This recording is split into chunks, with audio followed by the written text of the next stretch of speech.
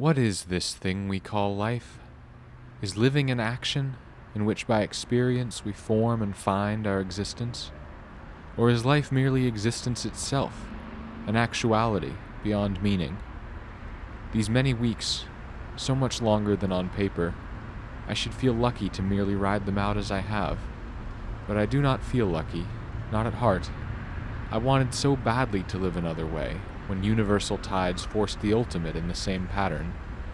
I am so grateful for life, so broken by its absence, so desperately hopeful that I maintained some semblance. You know, is it cool if I'm out here while you're shooting your video? Oh yeah, for sure, Zach.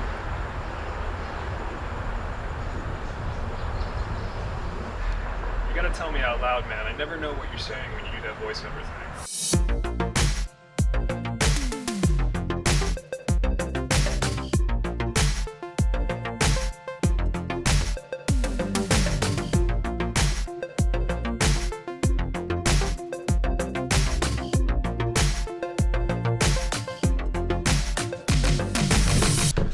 What is up, y'all? Has this ever happened to you?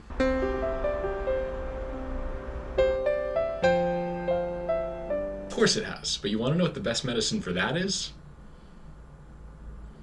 Me too. The only thing we can really do is to TBE it. Sadly, this means I'll be experimenting with less social media and content for a while, so documenting it myself would be a stressful no-no. But first, that makes this the season finale, I'm pretty sure, so time for a special episode. This time around, I'll be taking your requests. I think in 4 episodes, I've gotten something like 3 requests. I don't know what it says about your ability to get things done that you can't even ask me to do it, but honestly, I'm concerned. Anyway, I'll have to mix it up with some of my own stuff for a full, tasty lightning round. Let's see what we got here. Chris T asks, can you teach me how to make origami? I've made one paper crane in my life, and it didn't totally suck, so the answer is yes. Origami is the art of paper folding, which traces its origins back to ancient Japan, when COVID-1 had just broken out, and everyone was bored in quarantine, and Chris-san was like, hey Noah-san, please entertain me, and Noah-san was like, I'll try, and actually built the first computer out of just paper folded into ones and zeros, and that's how origami and vlogging were invented at the same time. I don't have any origami paper, so I'm just going to do what I've been doing for months to write letters now and use this old resume, seeing as it's not like I'm ever going to have a job interview again anyway. Pretty sure there's a way to fold a standard sheet so that you wind up with a square, but honestly that seems like a waste of time given modern technology. Okay, it's crane time.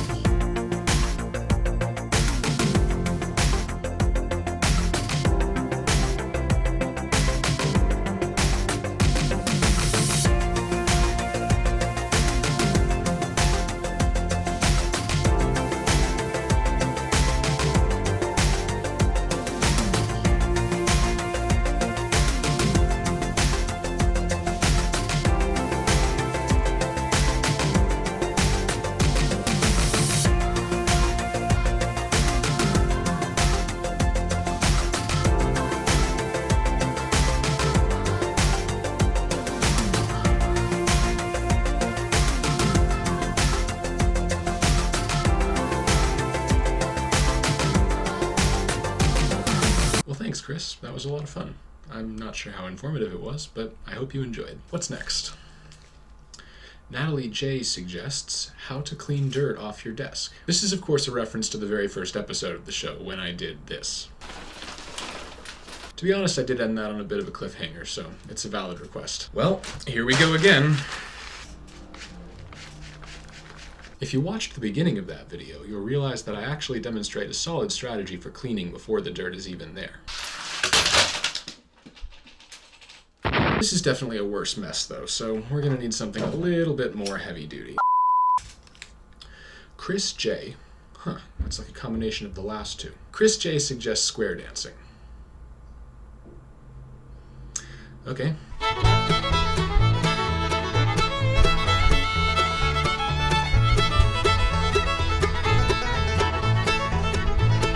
This is definitely not the ideal dance for our times, is all I'm gonna say. One more TDL I've been making progress on is cocktails. Home bar is relatively well stocked at this point, so here's how to make a margarita. Gonna start by salting the rim of a glass. Use kosher salt if you have it, but whatever. Take some ice, put it into a shaker. This is not great tequila, but it is 100% blue agave, so it does meet my minimum requirement of at least being real tequila. Do you need Cointreau for a margarita? No.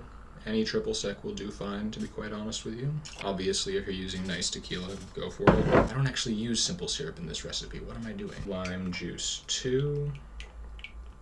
Now, the part that matters most is the shake. Your shake is what distinguishes you as a bartender, which is why you may have realized that some of us look fucking ridiculous during this part.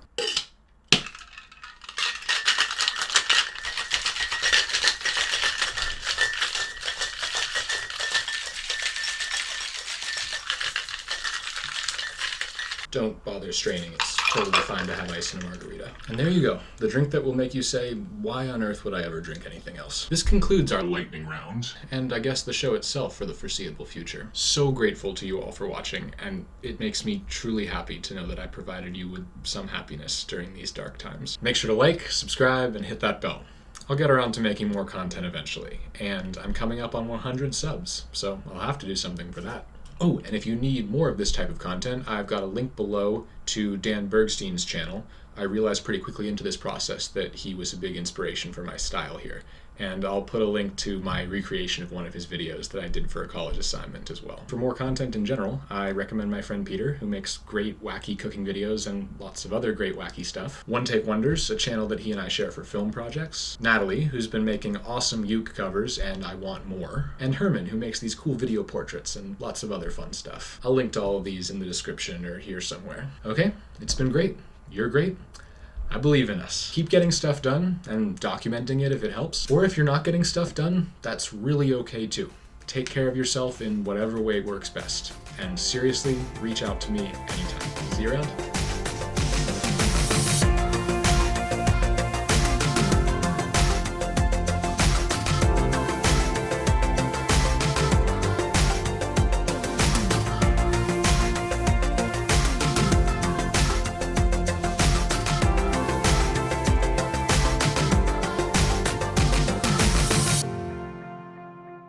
If the government wasn't coming for me before, they definitely are now after those Google searches.